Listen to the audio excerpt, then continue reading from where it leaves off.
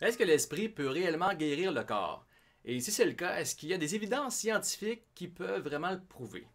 Donc, c'est éprouvé à plusieurs reprises dans les hôpitaux avec ce que l'on appelle l'effet placebo. Donc, c'est la preuve, dans le fond, que toute personne peut aider n'importe qui en émettant des inductions subtiles. Par exemple, si un médecin induit l'idée que le patient, en prenant un comprimé, se sentira mieux et que ça se produit par la suite, donc l'effet placebo va démontrer ici la puissance de l'esprit sur le corps. Mais est-ce que c'est nécessaire de croire quelqu'un ou quelque chose externe à nous? Alors ma réponse serait non. Ce n'est pas juste des idées dans leur esprit qui fait que l'individu se sent mieux. L'impact se rend même dans leur physiologie, c'est même mesurable. On peut observer ce qui se passe au niveau du corps. Certains chercheurs ont émis aussi l'idée que le médecin lui-même est le placebo, à cause de sa notoriété. Alors, si une personne peut devenir le placebo, est-ce qu'elle peut également devenir le nocebo? Donc, l'effet nocebo, c'est lorsque quelqu'un croit que quelque chose de mauvais va se produire. Donc, ça se passe au niveau de l'esprit, donc ça se manifeste par la suite.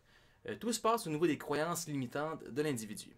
Donc, si je reprends le contexte hospitalier, puis en passant, je l'utilise juste à titre d'exemple, pour saisir l'idée que l'on est constamment influencé par des suggestions environnantes.